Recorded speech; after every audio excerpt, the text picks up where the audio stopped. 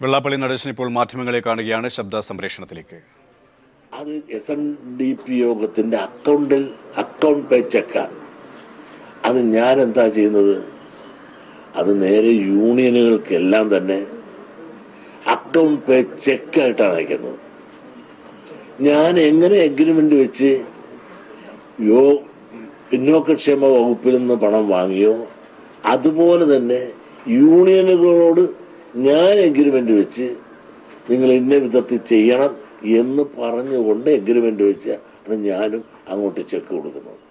ഇതിനിടയ്ക്ക് 5 പൈസയുടെ ട്രാൻസാക്ഷൻ, 5 പൈസയുടെ ലാഭമോ മേൽപ്പലിശയ്ക്ക് ഞാൻ കൊടുക്കുകയോ ഒന്നും ചെയ്തിട്ടില്ല. മാത്രമല്ല, ഇതിന് പ്രോസസ്സിംഗ് ചാർജ് എന്ന് പറഞ്ഞ് 10,000 രൂപയോളം പിന്നോക്കക്ഷേമ വകുപ്പ് എടുത്തിട്ട് പോലും 1 പൈസ പോലും ഞാൻ പ്രോസസ്സിംഗ് ചാർജ് കൊടുത്തവരോട് യൂണിയനോട് വാങ്ങിച്ചിട്ട് ആ പൈസ പോലും യോഗത്തിൽ നിന്ന് ആ സർവീസ് ചാർജ് ഞങ്ങൾ സ്വയം നഷ്ടപ്പെട്ടാണ് ഈ പൈസ കൊടുത്തത്. ഇതൊന്നും അറിയാതെ അദ്ദേഹം മനഃപൂർവ്വമായിട്ട് ആരോപണങ്ങൾക്ക് വേണ്ടി ആരോപണങ്ങൾ ഉന്നയിച്ച് ഇന്ന് ആരോ എഴുതി കൊടുത്തത് എല്ലാം ചേർന്ന് SNDP യോഗത്തിന്റെ മൈക്രോ ഫിനാൻസ് തട്ടിപ്പുമായി ബന്ധപ്പെട്ട് എങ്ങനെയാണ് ഇന്ന് പണം കൊടുക്കുന്നതെന്നും മേടിക്കുന്നതിനും എന്നൊന്നും പറ്റി അദ്ദേഹം വേണ്ടത്ര മനസ്സിലാക്കിയിട്ടില്ല, പഠിച്ചിട്ടില്ല.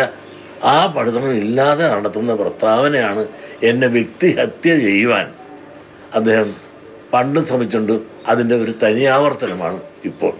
അത്ര മാത്രമേ എനിക്ക് പറയാനുള്ളൂ.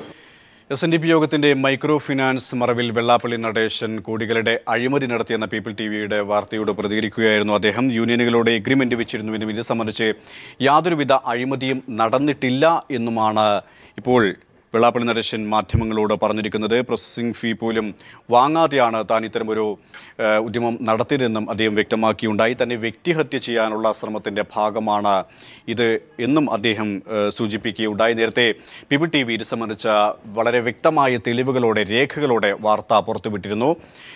2% പലിശയ്ക്ക് വാങ്ങുന്ന പണം 12 മുതൽ 14% വരെ പലിശ ഈടാക്കിയാണ് ഉപഭോക്താക്കൾക്ക് നൽകുന്നു എന്ന രീതിയിലുള്ള വളരെ വ്യക്തമായ രീതിയിൽ തന്നെ തെളിവുകളുമായി പീപ്പിൾ പുറത്തുവിട്ടിരുന്നു. ഇപ്പോൾ കൂടുതൽ വിശദാംശങ്ങൾ നൽകാൻ ഷാജഹാൻ ചിരിക്കുകയാണ്. ഷാജഹാൻ, നേരത്തെ വളരെ വ്യക്തമായ തെളിവുകളോടെ തന്നെയാണ് പീപ്പിൾ TV ഒരു വാർത്ത പുറത്തുവിട്ടത്.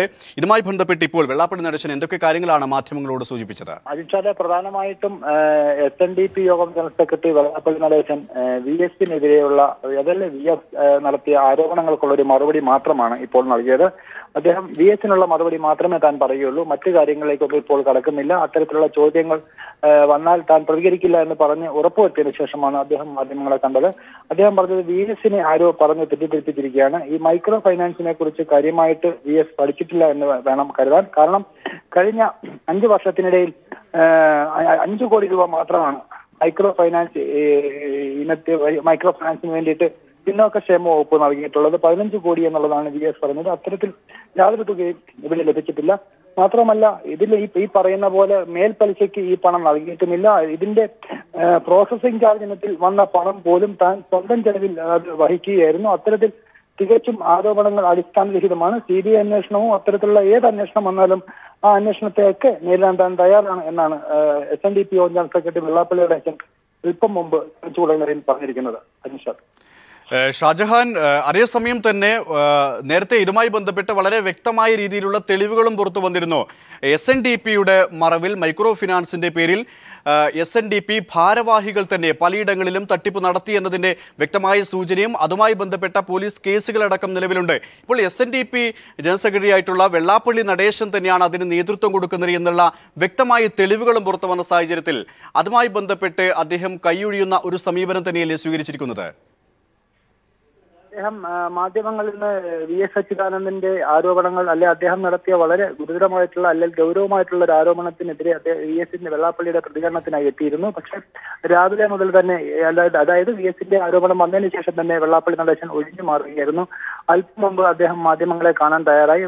ചില നിബന്ധനകളുടെ അടിസ്ഥാനത്തിലായിരുന്നു. ഞാൻ 2-3 കാര്യങ്ങൾ മാത്രം പറയുന്നത്. പ്രധാനമായിട്ടും VS അച്യുതാനന്ദൻ തനിക്കെതിരെ നടത്തിയ ആരോപണങ്ങളെ കുറിച്ച് മാത്രം തൽക്കാലം ഞാൻ കൂടുതലൊന്നും പറഞ്ഞിരിക്കുന്നില്ല. നിങ്ങൾ ഏത് തരത്തിലുള്ള ചോദ്യങ്ങൾ വന്നാലും ഞാനതിന് പ്രതികരിക്കില്ല എന്ന് ഉറപ്പുവരുത്തിയതിനു ശേഷമാണ് ഇത്രയും കാര്യങ്ങൾ മാത്രം പറഞ്ഞത്. കാരണം VS നടത്തിയിരിക്കുന്ന ആരോപണങ്ങൾ അടിസ്ഥാനരഹിതമാണ്. അത്രത്തോളം പണം മൈക്രോ ഫൈനാൻസ് ഇനത്തിൽ പിന്നോക്ക സമുദായത്തിൽ നിന്ന് കിട്ടിയിട്ടില്ല. അത്തരത്തിൽ വന്ന ആരോപണങ്ങളെയൊക്കെ തന്നെ അത് അടിസ്ഥാനരഹിതമാണ്. VS കൃത്യമായിട്ട് ഈ കാര്യങ്ങൾ പഠിക്കാതെയാണ് ഇത്തരത്തിൽ ആരോ എഴുതി കൊടുത്ത ഒരു പ്രസ്താവന നടത്തിയിരിക്കുന്നത്. പിന്നോക്കക്ഷേമ വകുപ്പിൽ നിന്നും ഇത്രയും പണം വന്നിട്ടില്ല. മാത്രമല്ല അതിന്റെ പ്രോസസ്സിംഗ് ചാർജ് അടക്കം അതിന് പൈസ മടക്കി കൊടുത്തത് നഷ്ടം സഹിച്ചുകൊണ്ടാണ്. ഈ പറയുന്ന പോലുള്ള യാതൊരു ലാഭത്തിനും വേണ്ടി മേൽപ്പലിശയ്ക്ക് പണം നൽകിയിട്ടില്ല എന്നാണ് ഈ വെള്ളാപ്പള്ളി നടേശൻ പറഞ്ഞത്. VSന്റെ അറിവില്ലായ്മ കൊണ്ടാവാം അങ്ങനെ പറഞ്ഞതെന്നും വളരെ ബഹുമാനത്തോടു കൂടി, കാരണം നമുക്കറിയാം കഴിഞ്ഞ 2 ദിവസങ്ങളിലായി VS നടത്തുന്ന ആരോപണങ്ങളിൽ നിന്നും വ്യത്യസ്തമായി വളരെ ബഹുമാനത്തോടു കൂടിയായിരുന്നു അദ്ദേഹത്തിന്റെ കാണാൻ സാധിച്ചത്. മാത്രമല്ല CBI അന്വേഷണത്തെക്കുറിച്ച് VS പറഞ്ഞിരുന്നു. അത്തരത്തിൽ CBI അന്വേഷണമല്ല ഏത് അന്വേഷണത്തെ നേരിടാൻ തയ്യാറാണെന്നും VS വെള്ളാപ്പള്ളിയെ സ്വാഗതം ചെയ്തുകൊണ്ട് പറഞ്ഞു.